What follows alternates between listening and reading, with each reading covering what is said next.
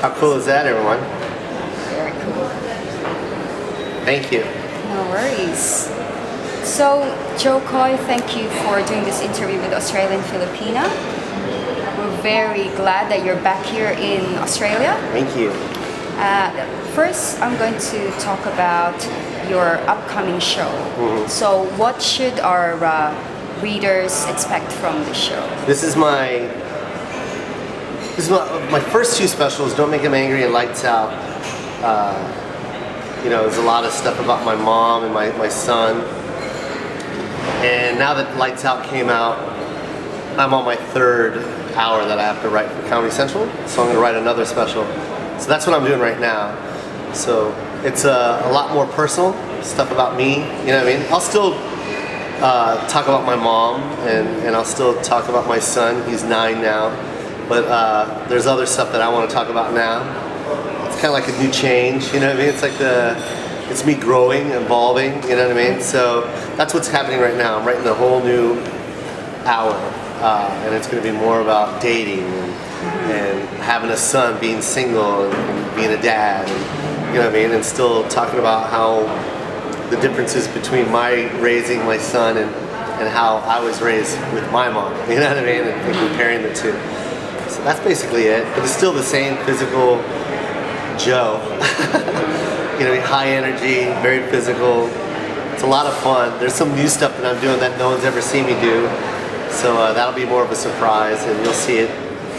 I don't know where is this? Is this going everywhere? So yeah, all 4 shows you'll see it. You'll see me doing what I close my new show with. Oh, okay. So we get a preview of the new Joe Coy. Yeah, this is my third. This is. I'm basically writing for my third special. So, but my closer's done. What I'm closing with out here in Australia is what I'm going to close my new special with. So, yeah. So you talked about the physical aspect of your comedy. Yeah. And you do a lot of faces that are just so hilarious. Like I could see everyone I know from them. Yeah. Do you like practice in front of the mirror? I don't. Or I don't even know where those come from. I really don't. Sometimes I do stuff on stage and I'm like, oh my God, like I'm a little bit over exaggerating, but it's just at that moment I just feel it, so I do it. Yeah. I've always enjoyed Eddie Murphy and Bill Cosby, and they were very, when it came to like them doing their stand-up, they always had some type of expression, some type of facial expression, and it made the joke just that much funnier. You know what I mean? Just a look at the camera or a pause with some type of facial expression. Sometimes that's what it takes to make the joke just a little bit more funnier. And I guess I've taken that element and then moved forward a little more by just over exaggerating. You know what I mean? When I do my mom, I always want to try and get into character instead of just talking about my mom. I always want to try and become my mom on stage, and I think it's always been funnier that way. Well, I definitely know that it is funny, especially when you do the accents as well. So did you have to practice that accent? Because obviously you've got an American accent, and where's no, the accent, what's so funny about the accent is, if you're Filipino, that's just, I don't even know how to explain it. That's just a way of life. It's natural. It's not like one day I go, I'm going to think about a joke with my mom. It's just like growing up, that's what you do when you're mestizo or even just a Filipino kid that's growing up in the stateside, and you have a mom or a dad that has a heavy accent. You always tease them. That's just how it is in the Filipino household. Filipinos are very funny, by the way. We're a very funny culture, and my mom's the funniest one. Don't let what I say on stage fool you. My mom busts my ass all the time. And she's very funny. That's where I get my comedic skills from, I guess you could say. But that's just always been natural. So when I started talking about my mom, I didn't want to do a version of the joke where I'm like, I isolate half the audience because they're not Filipino. You know what I mean? I wanted to make sure that I did the joke in a way where at the end of the joke, I get white people coming up to me, or black people, or Latinos, and they go, my mom does the same thing.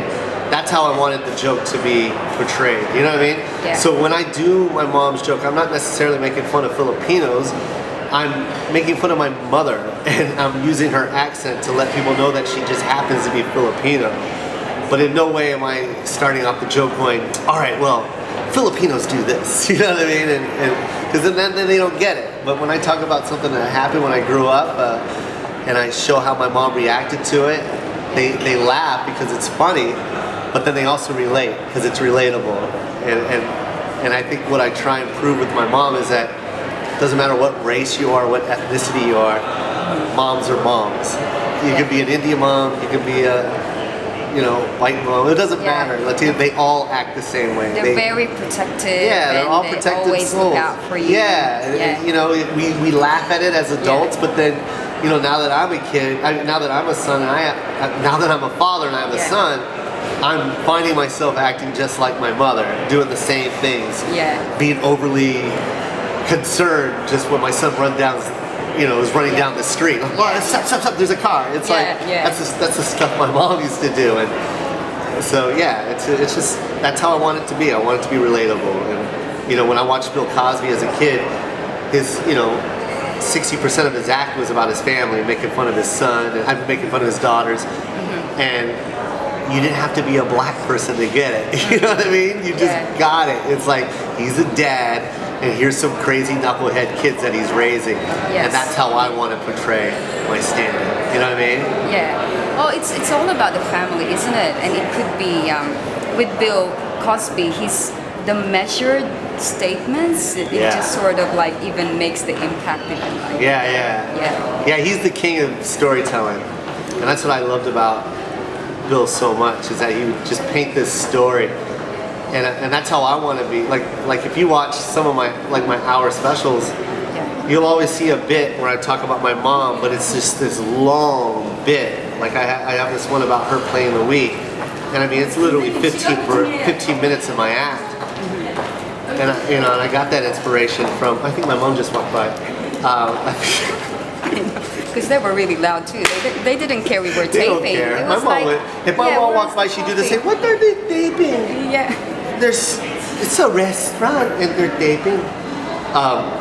But yeah, like when I did that bit on my mom, there's a couple of bits that I do on mom that are just very long, and the reason why is because that's the Bill Cosby in me, you know what I mean? Like that's my inspiration. Like I like to paint this picture and I like to act it out, and I like to pause and wait a couple beats and before I hit the punch, because that's people enjoy that. It's like they're in that world, and I want them to be in that world. I want them to be in that situation when that actually happened between my mom and I playing the Wii. I want them to actually be there.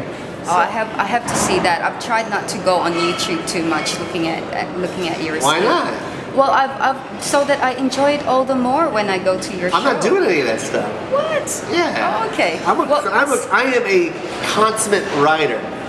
Anyone that's going up and still doing the same routine after 6 years, I just don't understand that. It'll be like the same book, right? It'll be like Twilight. But I never do that. Like once my special came out, once I did Don't Make 'Em Angry. What's wrong? Oh no, I'm just making sure that it hasn't died on me. Oh, okay. Once I did Don't Make 'Em Angry, or when I do Lights Out, whenever that airs on Comedy Central, that's it. The joke is done. I let it live on YouTube, or I'll let it live on Comedy Central, but I'm not going to go on tour and tell those jokes. I don't think it's fair to the audience.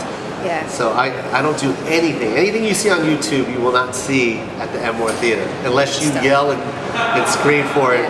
It's like, do that joke again? Yeah, and they do, believe me, they do. When I walk out, I'll hear ting ting, Joseph, game over. I hear all my punchlines. Orange chicken, I hear it nonstop. Yeah. But I always make sure that the new hour that I give them is just as legendary. Good. I give it to them. Will there be any observations around Australians? I mean, I do that anywhere I go. Like, I mean, one thing that I pride myself on, especially as a comic, is my ability to ad-lib. So I like to show people that I have that skill. So of course I'll do the observational stuff and how I feel about Australia. Yeah. There's Is my your mom. mom again? My mom just walked by. Yeah. She's not very happy. Oh, she's in the frame too. Oh yeah. She wants to be on they the frame. Won't move. Yeah.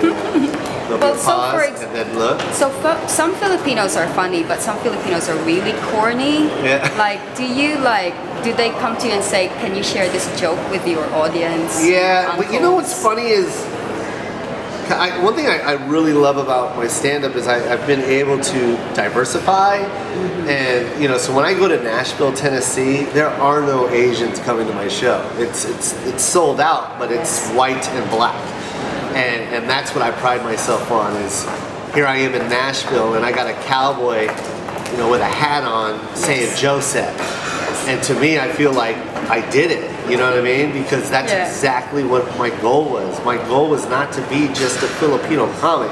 Yes. I wanted to be a comic that just happens to be Filipino and everyone can relate. Because comedy's comedy, you know what I mean? If you're funny, they'll come, you know, they'll laugh. They just want to hear it. So my favorite is just hearing people like, especially in Nashville. Like, I remember one time I was in Nashville, and this sister and her brother came up to me, and by the way, her brother was huge. I think he was like 6'5", and it was her baby brother, and she's tiny. She was like 5'10", and the first thing she said to me is like, when I used to babysit him, he used to pull his penis out and show me all the time. He used to call it his, I forgot what she called it, but he called it his knick-knack or something. He had a nickname for it. Yes. Just like my son, when he called his, there's a joke that I do where I say he pulls it out and calls it his ting-ting.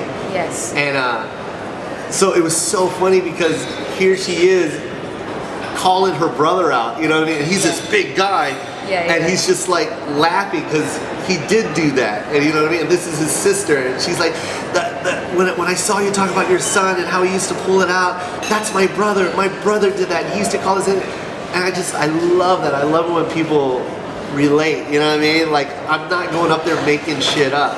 I'm going up there and saying things that everybody else goes through, you know what I mean? I guess it's a little taboo, the subject, but we all deal with it, especially in the Filipino culture. I mean, that's something that's very open in the Philippines, you know?